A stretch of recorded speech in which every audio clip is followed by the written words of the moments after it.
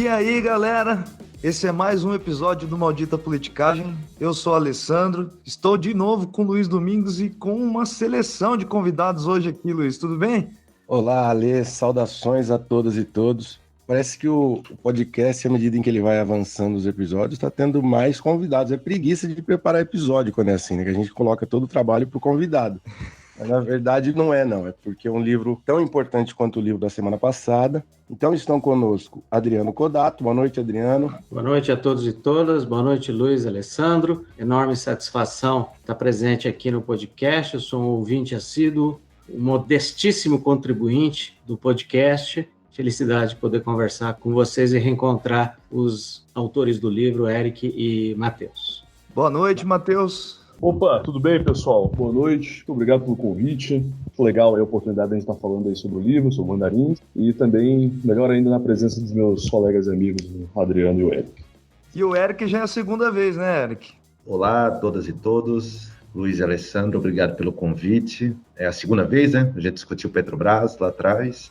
E Isso. Agora falar um pouco sobre o Banco Central, com a companhia do Matheus e do Adriano. Então acho que essa discussão vai ser bem interessante. Está um pouco atrasado em relação à polêmica, mas ainda está aí, né? Deve ter nomeação de diretor de Banco Central em breve. Então a polêmica vai voltar com certeza. Isso, e também para dizer que esse assunto, como o episódio pretende demonstrar, ele é mais estrutural do que conjuntural, né? Tem coisas que perpassam uma história longa que vocês exploram ao longo do livro e tudo isso a gente vai conhecer hoje. Queria começar com a imagem aqui, que é a seguinte: os mandarins da China imperial eram altos burocratas do império que pertenciam à classe dos letrados e eram recrutados por concursos muito difíceis. Eles estudavam a cultura, a tradição chinesa, estudavam os regulamentos do Estado, e eles se caracterizavam por usarem túnicas que tinham uns bordados muito chiques. Os mandarins brasileiros não tem nada disso. A menção é em relação ao fato deles terem uma alta escolaridade e terem um perfil de muita distinção no âmbito do sistema político e da própria sociedade. Só que nos nossos mandarins, eles estudam outras coisas, estudam em geral economia, em instituições também muito elitistas, e eles não vestem túnica. Eles costumam usar uns ternos bem cortados e nos momentos de descontração eles vestem aquele colete alcochoado da Faria Lima que a gente explorou no episódio 10, coletinho da XP e outras investidoras. Então é por esses mandarins que nós vamos trafegar no episódio de hoje. Para a gente poder falar desse tipo de assunto, a gente precisa ter um projeto independente que conta com o financiamento dos ouvintes, pessoas extremamente preocupadas com a crítica. Então entrem no apoia.se/maldita politicagem e soltem lá um cascalho, um caraminguá, uns tostões para a gente ampliar o projeto. Então, como de sempre, seguindo a ordem tradicional, no primeiro bloco a gente separa um pouco dos conceitos, das ideias gerais que estão presentes no livro. No segundo bloco a gente abre as discussões, as polêmicas que envolvem os assuntos. E no terceiro bloco a gente preparou uma série de curiosidades aqui nossas para os autores. Então continue com a gente, pessoal. Esse episódio está especial com esses três convidados.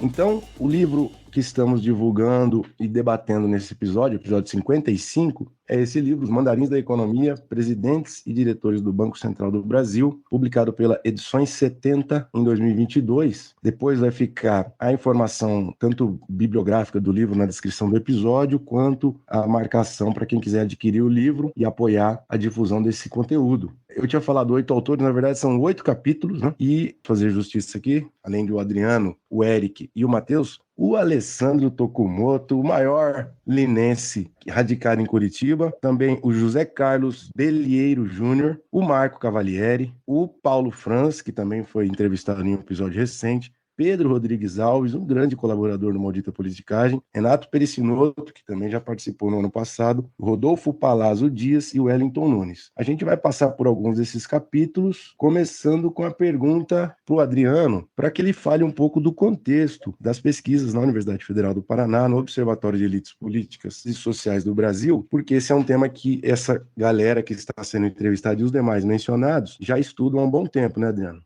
Exatamente, Luiz. Esse livro ele faz parte de um grande projeto que nós, quando eu digo nós, é a nossa equipe, incluindo aqui Luiz e Alessandro também, desenvolvemos há mais de 20 anos na Universidade Federal do Paraná, no Departamento de Ciência Política, que é um projeto coletivo que envolve monografias, dissertações, teses de doutorado sobre as elites políticas, sociais e econômicas do Brasil. E tem também um capítulo dedicado desse projeto ao que a gente chama de elites estatais, isto é, são os dirigentes das burocracias de Estado, dos órgãos que têm mais poder no Estado brasileiro. E esse é um livro de um ciclo de publicações que deve sair nos próximos anos. Esse é um livro sobre os presidentes e diretores do Banco Central do Brasil. Deve vir brevemente um livro sobre os ministros de Estado e logo depois um livro sobre os deputados federais. Então, nós vamos ter esse ciclo de publicações, né? Então, esse é um projeto que a gente vem fazendo há muitos anos. Ele é parcialmente financiado pela CAPES, é importante dizer, pelo governo brasileiro, através das bolsas de doutorado e mestrado, que vários de vocês aqui receberam. Então, esse é digamos assim, o enquadramento mais geral. Eu queria falar de um enquadramento específico aqui, porque alguns cientistas políticos dizem o seguinte: estudar Banco Central não é coisa de cientista político, porque tem uns caras que acham mais importante estudar o presidente do Patriotas do que o presidente do Banco Central. E o presidente do Banco Central é o cara que, em última instância, define juro, câmbio, influi sobre taxa de emprego. Agora, se estudar esses caras não é estudar política, eu realmente não sei o que é estudar política.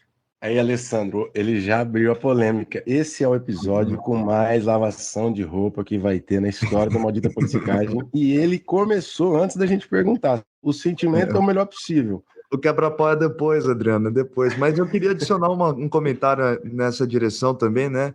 Para a galera que também acha que é só um campo da economia, né? Estudar essas burocracias econômicas seja só uma questão de estudo econômico e não uma questão de estudo político também.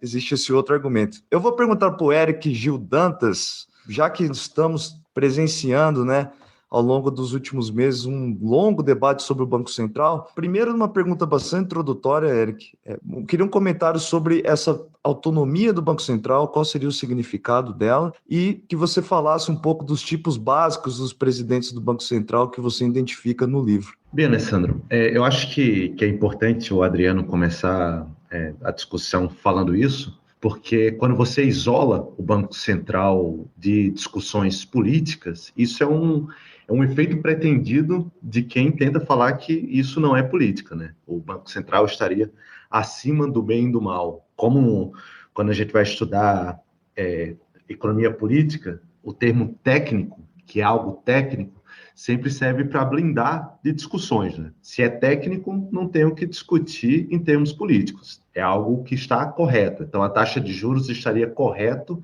e não teria nenhum viés político, não teria nenhum viés ideológico a ser estudado, a ser debatido. O Banco Central, ele é mais uma instituição política, que é uma arena de disputa social, né? Quando se fala de autonomia do Banco Central, a literatura clássica, ela está falando sobre a autonomia do Banco Central diante do Executivo. Isso não é colocado no termo, né? É a autonomia do Banco Central, como se a única interferência possível fosse o da presidência, né? O presidente, políticos. Na verdade, vem nessa onda de dizer que político faz coisa errada, empresário, o mercado faz a coisa correta. Um é o vício e o outro é a virtude. A autonomia do Banco Central, ela é entendida nessa literatura clássica de economia sobre esse tema pelas seguintes razões. A autonomia, ela teria que existir porque, primeiro, o executivo, ele passa por algo chamado de ciclos políticos. Então, a cada 4 anos a gente tem eleição e o presidente, ele quer se reeleger e coisas como taxa de juros elevada pode piorar a situação da economia e, consequentemente, as suas chances eleitorais. Então, você tem que tirar a interferência política do presidente da República na presidência e nas diretorias do Banco Central, porque ele poderia distorcer o objetivo do Banco Central para fazer com que as chances eleitorais dele aumentassem. Outra questão é sobre inflação. É importante ter um entendimento de que, para essa literatura, para essa corrente, para uma somatória de correntes do pensamento econômico, o Banco Central ele tem que se limitar a combater a inflação, e eles têm um entendimento muito particular do que gera a inflação. Inflação, geralmente, é inflação de demanda, né? Tanto que no debate aí sobre por que o Banco Central do Brasil está com taxas de juros mais elevadas do mundo tem a ver com o combate à inflação por excesso de demanda, né? É a leitura do Banco Central do Brasil hoje e é uma leitura corrente em praticamente todos os bancos centrais do mundo. Na visão da corrente neoclássica, mas também de algumas outras, o Banco Central, para combater a inflação, tem que utilizar juros mais elevados. E também ele teria tudo que ele aumentasse, por exemplo, o presidente quisesse aumentar suas chances eleitorais e quisesse jogar mais dinheiro na economia para incentivar a economia. Isso geraria automaticamente inflação. Aumentar 5% do dinheiro que está em circulação na economia geraria 5% de inflação e não 5% de crescimento econômico.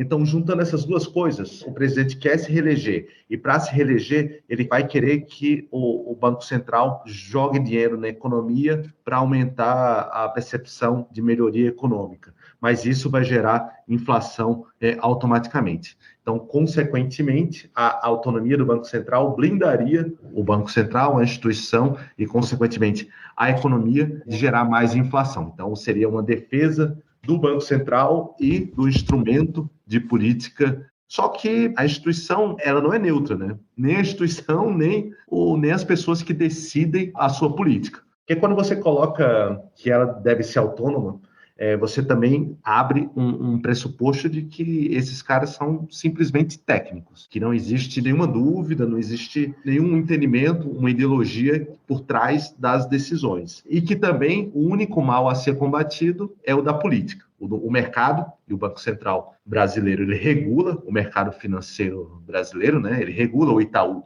de onde saiu o Goldfein, por exemplo, o penúltimo banqueiro central, na época do Michel Temer. Então, quando a gente começa a retirar o debate da autonomia do executivo e joga para discutir a autonomia também diante de outros grupos sociais, o perfil da presidência do Banco Central e dos seus diretores ganha relevância. Porque os banqueiros centrais, como vocês devem imaginar, eles geralmente são banqueiros ligados aos bancos privados, né? Os bancos comerciais ou a consultorias que prestam serviço a bancos. Geralmente, o perfil é esse. O perfil é de banqueiros, é de pessoas ligadas aos bancos, né? Claro que a gente tem outros perfis.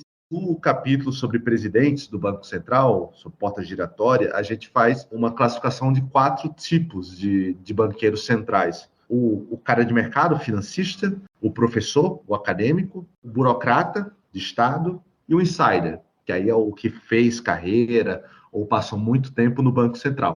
Então, os 4 tipos são esses. Os financistas, eles têm maior peso. Dificilmente um professor, um acadêmico, por seu próprio mérito intelectual, chega lá, né? Geralmente tem que ter uma passagem aí por bancos e tal. Até a gente tem, acho que o último que a gente classificou como um professor, por exemplo, foi Gustavo Franco, que era professor antes, né, de sua passagem pelo Estado na época do Fernando Henrique. Antes de ser presidente do banco, ele foi diretor do banco. Então, mesmo quem vem da academia vai ganhando capital político, né, por outras vias, né? Mas tem casos de acadêmicos, professores, poucos, mas tem. Também a gente teve caso mais recente de insider, então, que também existe, né, do Alexandre Tombini, na época da Dilma.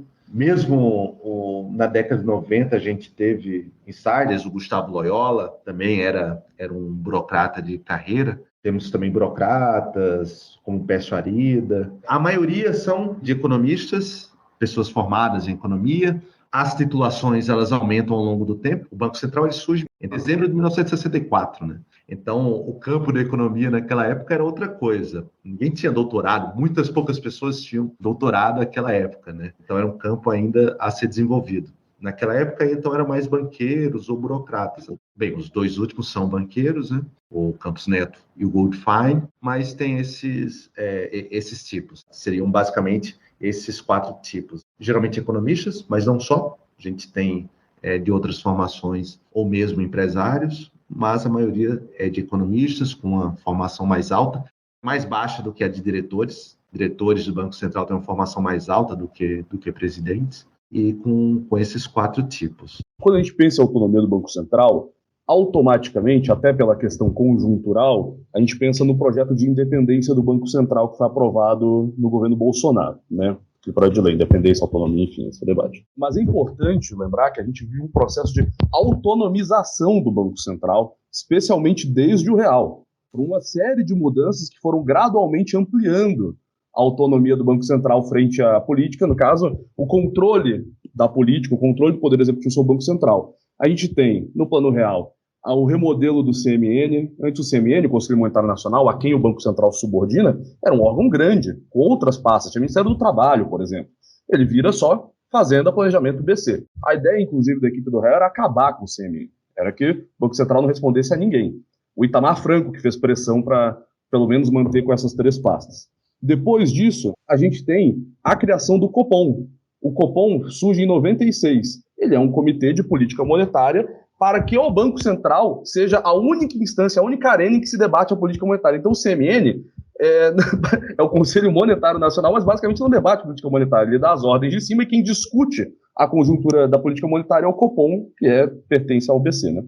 Em 99, a gente tem regime de metas da inflação e taxa Selic. Isso é uma transformação gigante, talvez seja um dos principais passos na autonomização, porque agora a função do CMN passa a ser só definir a meta da inflação, e aí o Banco Central tem toda a liberdade para perseguir essa meta da maneira que quiser. Antes não era assim. É engraçado como algumas coisas que a gente tende a entender como sempre funcionou assim, a instituição foi desse jeito, na verdade, são extremamente recentes, isso é de 99. Então, é um processo de gradual ampliação dessa autonomização que cresce também no próprio governo Lula. Por ser um governo dedicado à esquerda, a gente geralmente tende a achar que vai se opor a esse tipo de debate, que deu status de ministro para o Henrique Meirelles. Com o status de ministro, o BC deixa de ser uma autarquia subordinada à Fazenda e passa a ser uma autarquia com vida própria, né?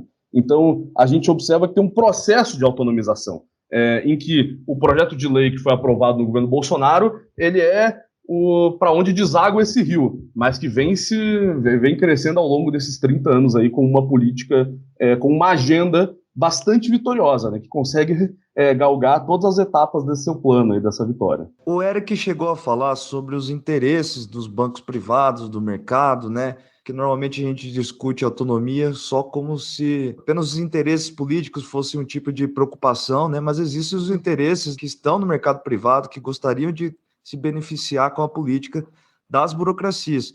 Então, nesse sentido, Eric, eu queria perguntar qual é o significado do termo, né, do conceito de porta giratória, como que ele ocorre no Brasil, né, como ele é importante para entender a atuação do Banco Central. Quando a gente utilizar um outro significado para autonomia, uma das variáveis que a gente pensou para utilizar foi a porta giratória, que é algo bastante utilizado para falar sobre agências reguladoras, né? Ninguém acha um absurdo se preocupar se o cara sai da ANP e vai para a BP, vai para a Shell, vai para qualquer outra grande petrolífera. A gente não acharia isso absurdo. Mas não se aplica isso ao Banco Central na literatura. Muita gente que critica assim, os interesses de bancos no Banco Central citava, mas não internalizava isso como uma variável de pesquisa, né? Então, a gente vai falar das outras variáveis, né? Mas a porta giratória ela é uma variável central para a gente entender a autonomia Banco Central, autonomia diante do sistema financeiro, diante do mercado, diante das empresas que ela regula. Porque o que é porta giratória? É basicamente você sair do órgão responsável por regular um setor diretamente para a empresa regulada. Você sair do Banco Central e ir para o Itaú. No Brasil, assim como em grande parte do mundo, a porta giratória do Banco Central ela dá diretamente para um belo emprego no mercado financeiro, novamente, seja num banco, diretamente, seja numa consultoria que presta serviços a um banco. No Brasil, tanto presidências quanto diretorias de Banco Central, a porta giratória funciona muito. E, no nosso entender, isso retira autonomia. Por quê? A gente foi buscar numa literatura de teoria da escolha racional, de um cientista político americano chamado Chris Adolph, ele explica a perda de autonomia no emprego futuro da seguinte forma: como é que um indivíduo que vai tomar uma decisão que pode afetar empresas às quais ele pretende trabalhar, ele vai decidir por algo que vá prejudicá-lo. Se você entra ali no Banco Central, as pessoas entram com 40, 50 anos, tem uma vida laboral posterior. Você não quer desagradar futuros empregadores. Tanto que ele cunha o termo shadow principals, que são futuros empregadores às sombras observando o que você está fazendo.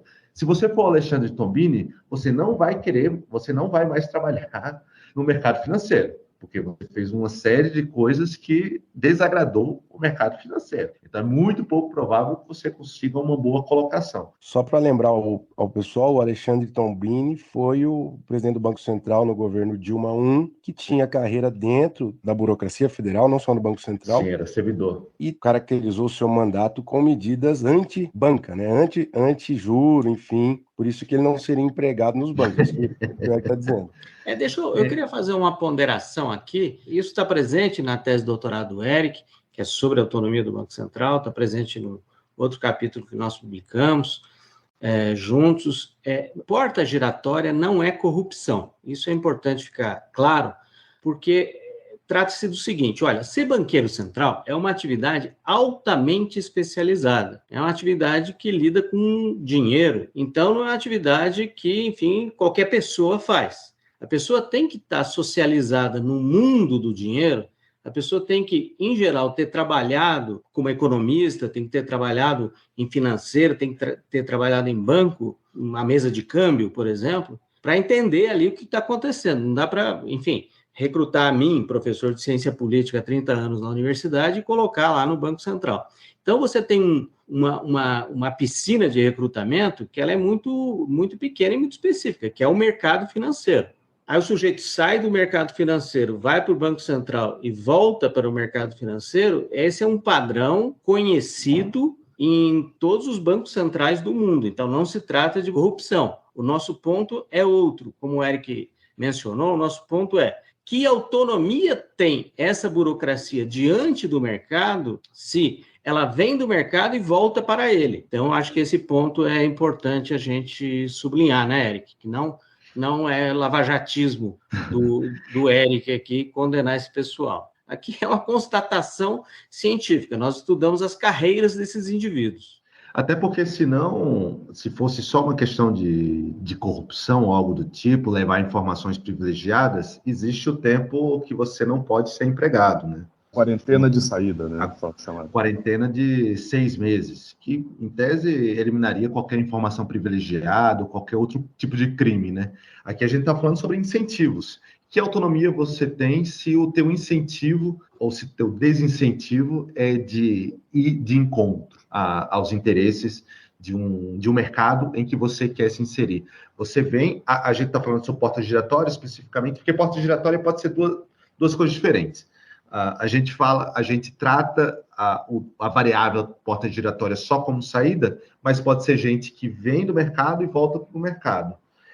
Que aí dá a socialização, você é socializado no mercado, você aprende tudo no mercado, você internaliza as preferências do mercado e depois você vai voltar. Então, você não pode ir muito de encontro. Claro que você poderia ter outras fontes, tipo academia, ou poderia ter os burocratas, se daria uma outra socialização. Mas a porta giratória, ela pesa também em relação a isso. É tanto socialização, então, o que você fez antes de entrar no Banco Central, quanto incentivos do que fazer pensando numa carreira futura. O jornalista Hélio Gaspar, ele tem uma expressão muito boa para caracterizar essa turma toda, que é a turma da bufunfa, que é a turma que lida com dinheiro, com muito dinheiro. Então, essa turma do mercado financeiro, de quem regula o mercado financeiro, nós podemos aí classificar cientificamente como a turma da bufunfa. O Eric, na fala, ele mencionou a questão importante, que é como a legislação encara, né, a porta giratória. Porque existe a quarentena de saída, que nem sempre existiu, tá? A quarentena de saída foi estabelecida nos anos 90, não lembro a data especificamente, a partir de muita discussão, devido às inúmeras polêmicas envolvendo presidentes do Banco Central durante o governo FHC. Então ela foi uma conquista, foi um dispositivo a partir da experiência. Mas nós não temos quarentena de entrada. O que seria a quarentena de entrada? Para o sujeito entrar, algumas autoridades monetárias no mundo têm esse tipo de dispositivo. Para o sujeito entrar, ele tem que ficar um tempo em quarentena. E isso gera também questionamentos, isso gera também quanto à autonomia. Por exemplo, um exemplo bem importante é o do Gustavo Loyola, foi o segundo presidente do Banco Central no governo FHC. Olha como é fascinante e como isso explica muito sobre autonomia e hipótese giratória. O Loyola foi nomeado no lugar do Pércio Arida e ele era sócio de uma consultoria chamada MCM Investimentos. Aí ele comunicou à sua diretoria, aos seus sócios, né, que estaria se desligando porque assumiria a presidência do Banco Central. Beleza, né? Aí ele assumiu. E depois se descobriu que a MCM teve movimentações que seriam convergentes à hipótese de que ela fez uso dessa informação para apostar em mercados. Ela tinha uma informação privilegiada, vai mudar o preço do Banco Central. Então percebam como é sensível. É absolutamente normal que você comunique seus sócios que você está deixando a empresa para assumir outro posto. É o esperado. Entretanto, o mercado financeiro é tão sensível quanto essas coisas, esse tipo de informação altera tanto, que isso pode ser uma informação privilegiada para você investir melhor, para você ganhar mais dinheiro. E isso aconteceu, foi questionado em sua sabatina e foi depois, posteriormente, várias vezes cobrado na Comissão de Assuntos Econômicos sobre as movimentações que a MCM fez em cima da informação que ia mudar o presidente do Banco Central. Então vejam, na entrada também temos questões. O próprio Loyola é um caso interessante porque ele é uma espécie de... Em relação ao caso do Tombini, que foi mencionado, que até hoje ele está no BID, inclusive, ou seja, não entrou no mercado financeiro, né? O Loyola é um sujeito que era de carreira no Banco Central. Aí, quando assume um cargo de diretoria, ainda no governo Itamar Franco, ou seja, antes de ele assumir a presidência do governo FHC, vai para o mercado financeiro. Então, esse movimento também ocorre, né? Do sujeito que é interno, está ali internalizado e depois segue carreira no mercado, né? Quase que corroborando um pouco o que foi mencionado agora entre ser político e ser banqueiro, quanto às vezes é mais interessante ser banqueiro, né? Às vezes não, diria quase sempre.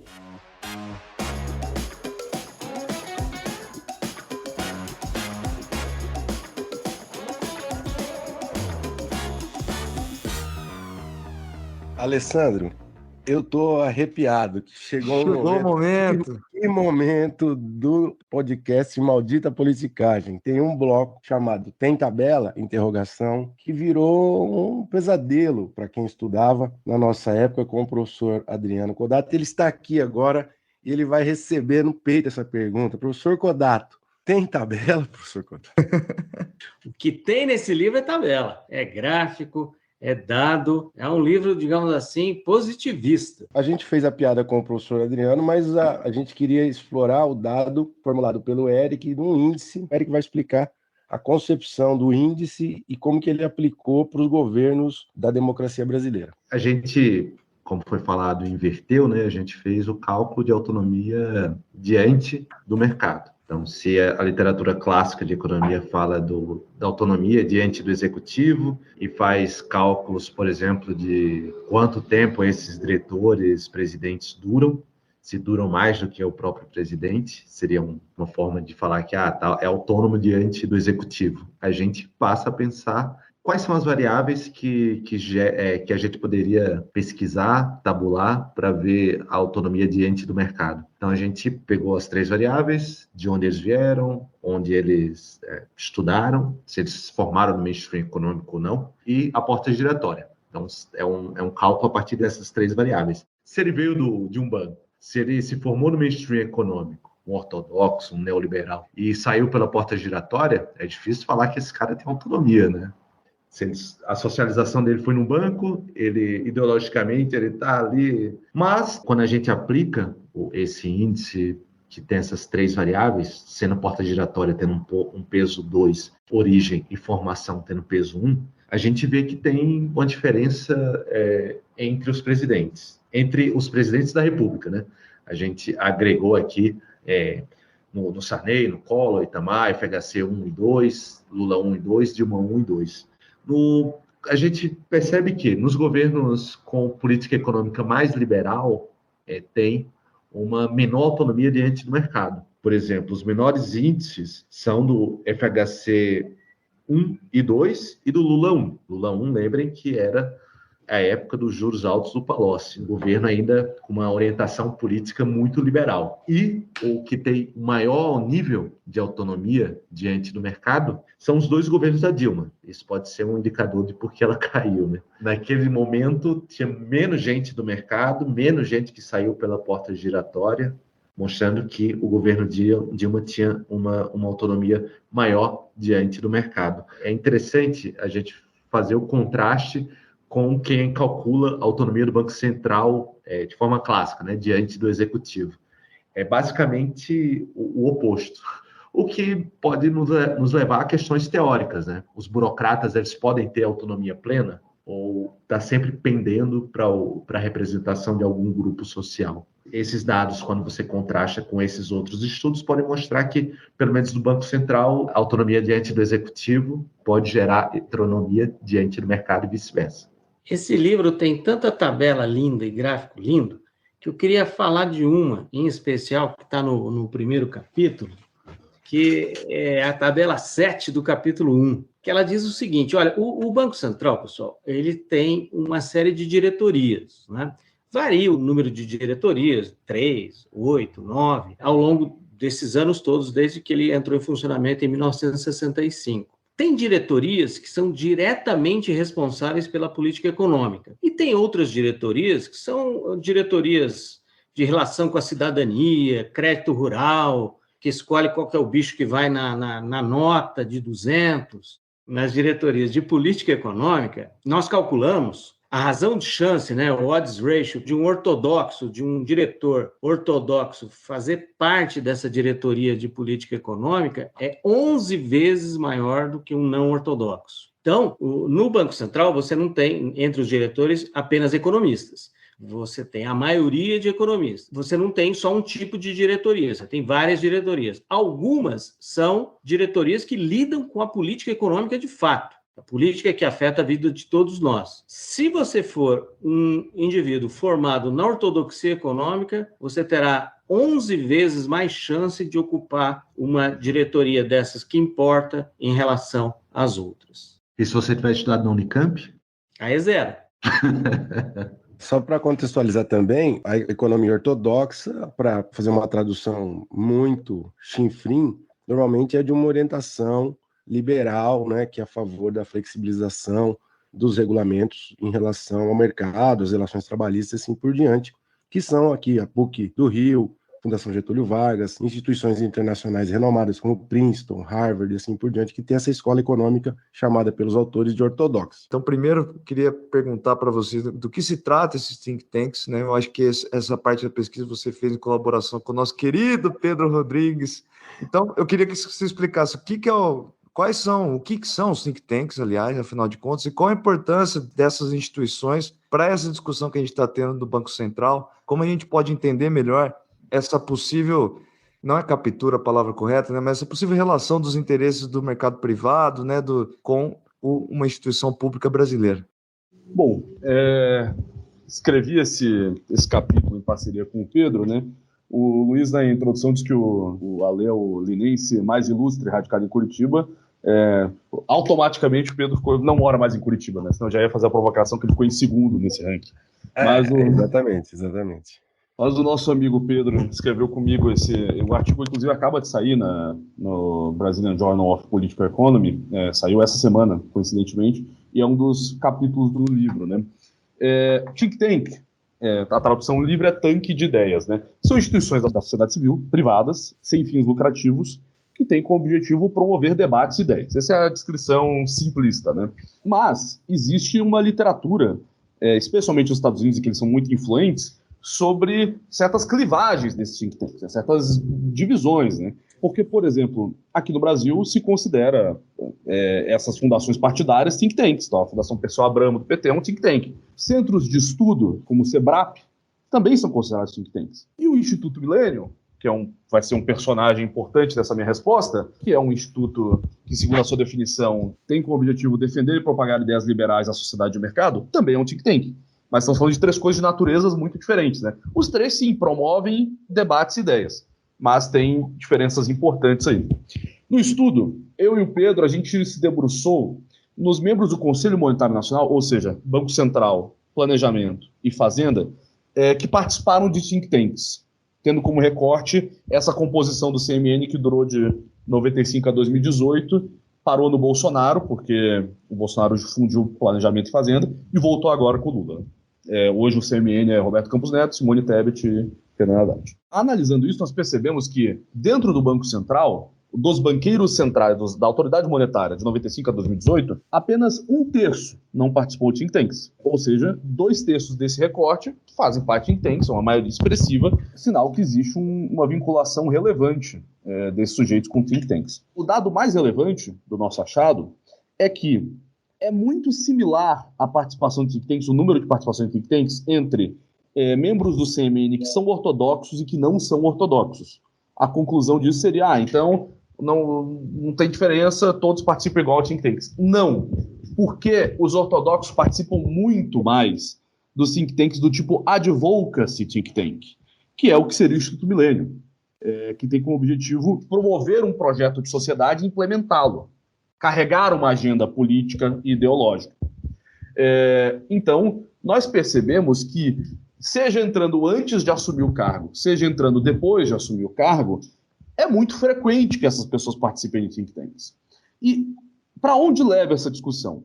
Além de eles não serem autônomos quanto ao mercado financeiro, quanto à iniciativa privada, eles também não são técnicos no sentido de serem ideologicamente autônomos, eles são militantes. Essa palavra tem um peso, né? A gente fala militante, a gente remete muito à esquerda, a gente remete muito ao MST, a movimentos sociais, ao feminismo, enfim. Mas esses sujeitos são militantes. Eles militam pela sua causa. Eles não ganham um centavo por estar no Milênio, por estar na Casa das Garças, por estar no CDPP. Eles fazem isso para defender ideias, né? Claro que aí vai haver uma discussão se defende essas ideias porque isso os fará ter benefícios materiais, ou se defendem essas ideias porque acreditam nelas, isso é uma outra discussão, mas o fato é que eles militam por essas ideias. Então, em certo sentido, muda um pouco o fato de eles estarem lá executando decisões técnicas. Eles botam a planilha, a inflação está subindo, blá, blá, blá, taxa de juros X. Não, vai um pouco além disso. Eles propagam essas ideias, defendem essas ideias, conectadas a outras ideias liberais, uma rede de conexões de ideias em qual eles falam, propagam e defendem elas em palestras, em livros, em cursos, em aulas, com uma atuação militante, né? Então, isso muda um pouco a natureza da forma como a gente enxerga esses sujeitos que muitas vezes são vistos apenas como técnicos, mas são ativistas, são militantes naquilo que acreditam. Então, é um achado importante a gente também ver esses sujeitos como politicamente engajados pelas suas ideias. E agora, o momento do quebra-pau acadêmico. Qual que é a polêmica que o livro compra com a literatura brasileira, estrangeira, enfim? Quais são as abordagens concorrentes desse tema? Esse livro ele tem 8 capítulos, né, como foi mencionado no início, e ele tem 3 capítulos muito políticos. Um grande assunto que é político é o assunto da autonomia, a autonomia ou independência do Banco Central, né? Aqui já começa uma diferença, economistas falam em independência, que pode ser real ou legal, e cientistas políticos e sociólogos políticos falam em autonomia. Basicamente, a literatura se divide em 2 grandes correntes. Economistas pensam a autonomia ou a independência do Banco Central em termos institucionais diante dos políticos eleitos. Então, o Banco Central, eles elaboram medidas, elaboram índices, fazem pesquisas para determinar o quanto os bancos centrais do mundo são independentes dos políticos eleitos, são independentes desse ciclo político eleitoral e o quanto isso está relacionado à taxa de inflação. Por outro lado, no outro lado ali do ringue, cientistas políticos e sociólogos políticos estão preocupados com a autonomia do Banco Central, mas não estão focados aqui nem em regras de autonomia ou regras de independência e taxa de inflação. Estão focados em entender quem são essas pessoas. E aqui tem 3 vertentes no quem são essas pessoas. Sociólogos políticos estão muito preocupados com socialização desses indivíduos, quer dizer, onde eles estudaram e onde eles trabalharam. Onde eles estudaram, o que eles estudaram, qual é a corrente de pensamento econômico que os influenciou e por quais empregos eles passaram antes de chegar no Banco Central. Tudo isso faz essa socialização prévia, implica num tipo de captura intelectual desses indivíduos por determinada ideologia econômica. Então, sociólogos políticos pensam em termos de autonomia ou heteronomia baseado nessa ideia de socialização prévia, onde o cara estudou, onde o cara trabalhou. Tem também, o Éric já mencionou isso, o Matheus também, do lado aqui dos cientistas políticos, um foco na captura que o mercado regulado pelo banco pode exercer sobre os indivíduos. Então, é a teoria da captura. A gente tem, a primeira é a teoria da socialização, a segunda é a teoria da captura. Então, os cientistas políticos discutem o quanto o mercado regulado pelo regulador consegue capturar o regulador, consegue controlar o regulador. E aí, por último, os cientistas políticos institucionalistas da corrente de escolha racional, eles pensam os banqueiros centrais em termos das perspectivas de emprego futuro desses indivíduos, de carreira futura, né? O quanto as ações desses indivíduos podem ou não estar condicionadas por aquilo que eles vão fazer depois que eles passarem pelo banco. Então, a polêmica é basicamente essa, entre economistas e cientistas políticos. Uns falam em independência, outros falam em autonomia, uns calculam independência preocupados com taxa de inflação e o quanto a política eleitoral pode prejudicar o combate à inflação, e sociólogos políticos e cientistas políticos pensam em o quão autônomos são esses indivíduos a partir do seu emprego, da sua formação intelectual, possibilidade de eles serem capturados ou do seu emprego futuro.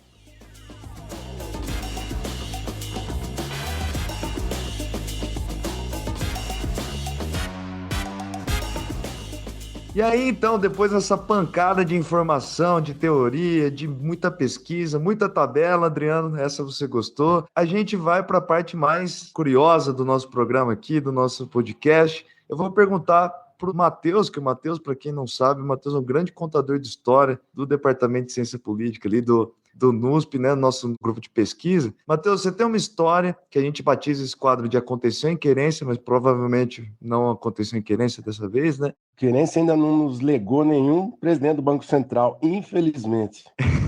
Você tem alguma história que possa sintetizar a discussão que a gente teve aqui ao longo desse episódio?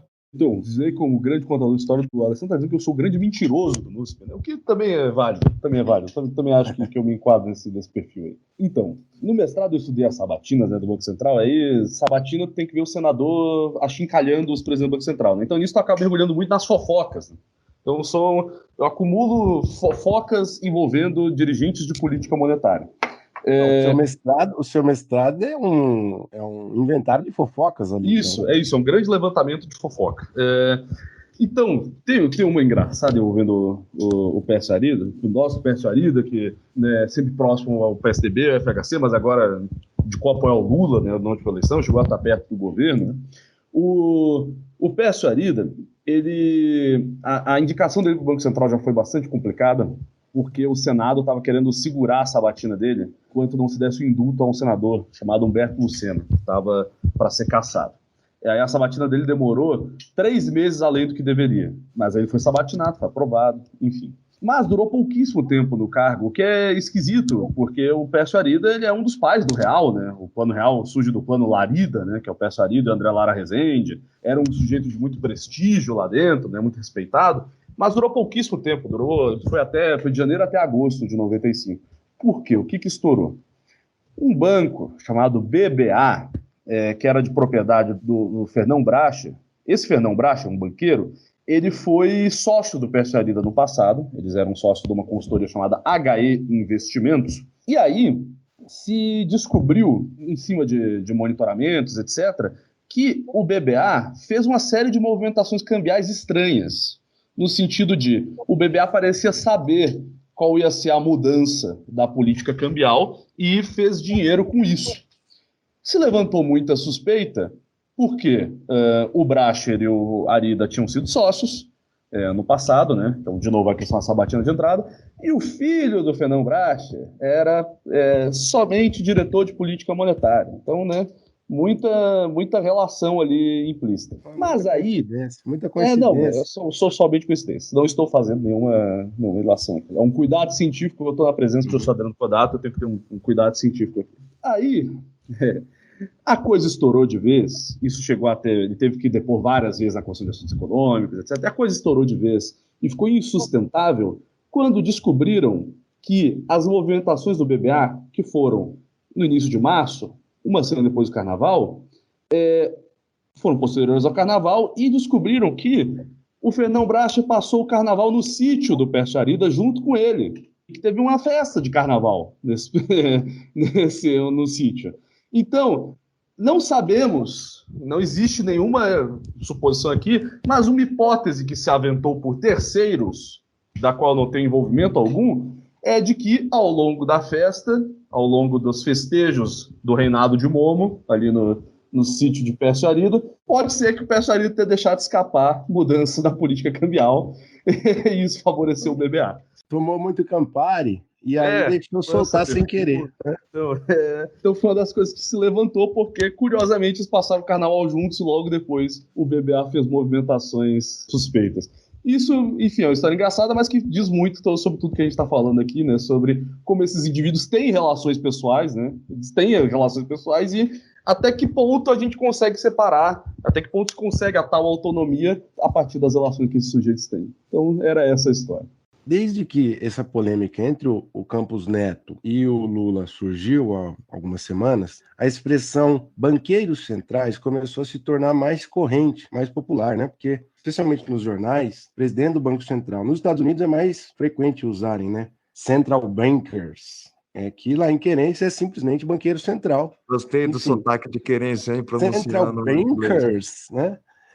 Mas, enfim, eu acho que usar essa expressão aproxima mais esses indivíduos que aparecem na imprensa tradicional brasileira como indivíduos neutros, enfim, independentes, autônomos em relação ao mercado. Por um lado, aproxima mais eles de banqueiros mesmo do que a gente sempre pensa no imaginário como sendo indivíduos muito endinheirados, donos da bufunfa, que têm os seus interesses ali num grupo altamente coeso com esses agentes públicos. Mas, por outro lado, é a pergunta se isso é uma maldição. Pensá-los como banqueiros, puro e simples, pode ser uma marca ruim, uma maldição para o Banco Central, ou é assim mesmo? O que vocês acham? Olha, primeiro, o que é um banco? Né? O banco é uma atividade de financiamento. Né? O banco é essencial para a movimentação da economia, você ter bancos. Né? Você tem que ir adiante o dinheiro, considerando que os setores produtivos, os trabalhadores, as pessoas não têm necessariamente o dinheiro adiantado. Né? Então você precisa ter essa instituição funcional para o capitalismo, desde que o capitalismo surge junto com o sistema bancário. A questão principal, eu acho que não está em pensá-los como banqueiros.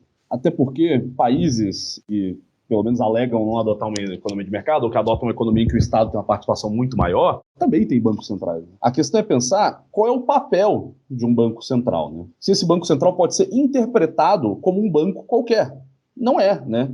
O Banco Central ele tem como funções ser a autoridade monetária, ser o banco dos bancos e ser o regulador do sistema bancário. Essas são as três matrizes de funcionamento do Banco Central. Isso já dá uma natureza excepcionalmente diferente do que seria um banco privado. Da mesma forma, inclusive, dialoga muito com o objeto de estudo do Alessandro, que está aqui, né, o BNDES. Muitas vezes se quer pensar que o BNDES adote métricas com um banco privado, quando qual a função do Estado ter um banco que adota as mesmas métricas do banco privado? É a velha metáfora liberal de equalizar as contas de Estado como se fosse a tua casa, não gaste mais do que você ganha, etc. e tal. Se a gente pensa o Banco Central com funções específicas de um banco de Estado, amarrado a funções específicas de Estado, a gente tem que pensar no perfil do banqueiro central e para que serve um banco central. Eu, particularmente, acho que ele deve ser um braço para o desenvolvimento do país, pensando o Estado com características de Estado. Então, por que não ele ser banqueiro central, autoridade monetária?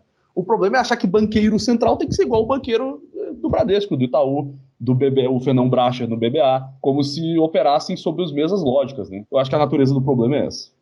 Eu queria continuar essa questão do Matheus e colocar que eu acho que a maldição é justamente a autonomia, da autonomia. Porque você tá separando um pedaço do Estado brasileiro e dizendo que aqui não entra a política do presidente. Mas quando você isola da presidência, você entrega para um outro grupo social, né? Não existe autonomia repleta a indivíduos, uma instituição no céu sem tocar em nada, né? Se você retira o poder do presidente, outro grupo social, no caso o mercado, vai ganhar maior influência por todas as variáveis que a gente vem discutindo aqui. E é errada a conclusão de que a autonomia do Banco Central gera menor taxa de inflação. Isso está errado desde a literatura clássica da década de 80. É algo que, primeiro, não dá para medir. Você não consegue medir, pegar um monte de países que têm inflações diversas. A gente teve, em 2021, uma inflação forte porque teve seca aqui no oeste do Paraná, oeste de Santa Catarina, São Paulo. Aí veio comida, veio energia elétrica, mas em outro lugar do mundo a inflação é por outro motivo. Aí a gente tem inflação, ela não vem só de uma coisa, como está na cabeça do banqueiro central, e isso faria sentido se toda a inflação fosse de demanda. Aí beleza, você dá autonomia para o cara aumentar a taxa de inflação sem se importar com o custo político ao presidente.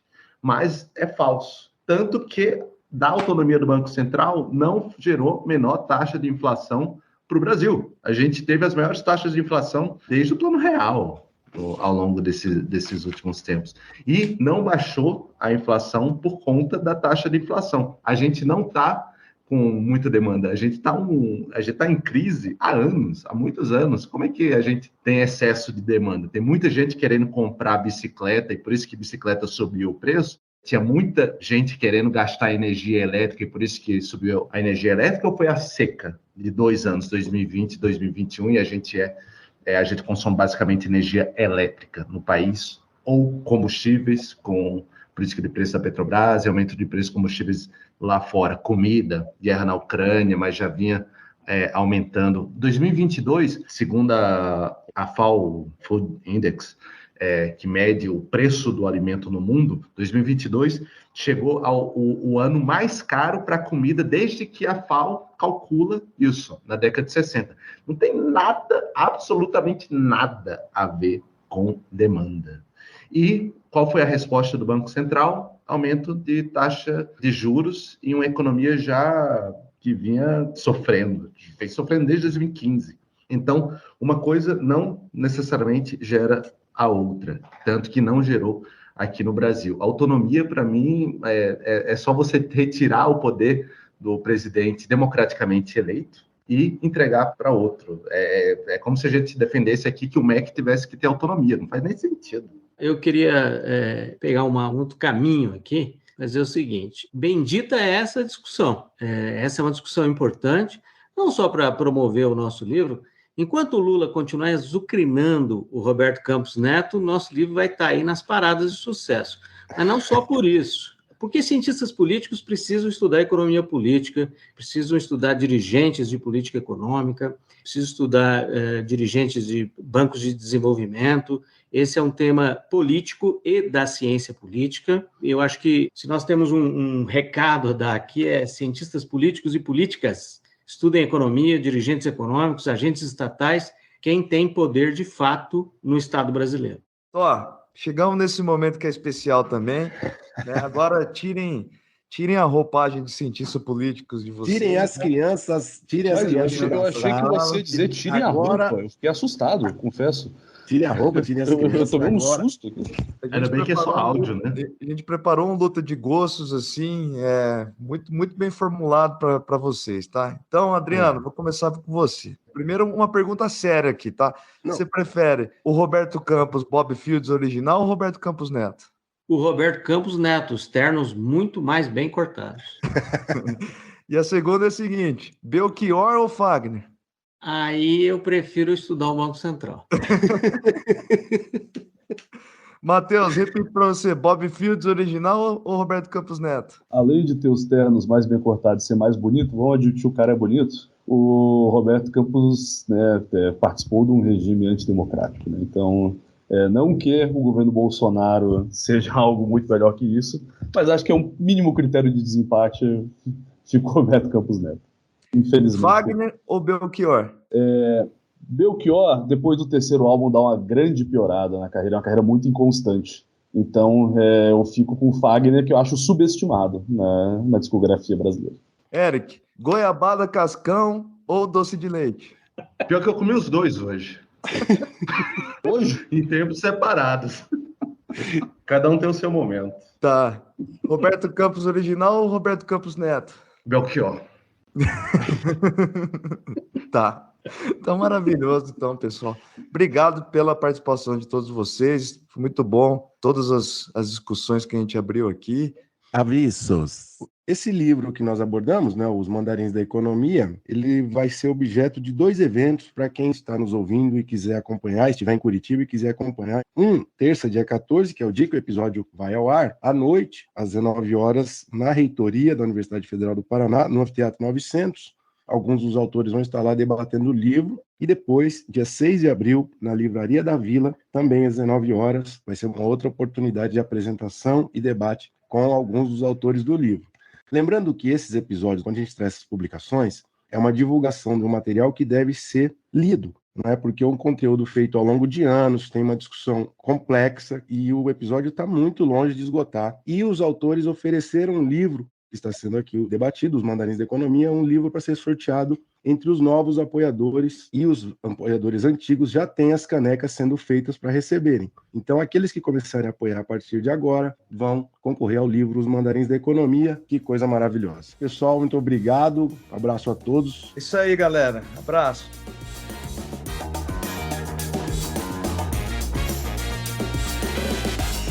O Maldita Politicagem tem roteiro e produção de Luiz Domingos Costa e Alessandro Tokumoto, edição de áudio de Matheus Bittencourt, finalização de áudio e identidade visual de Fábio Tokumoto.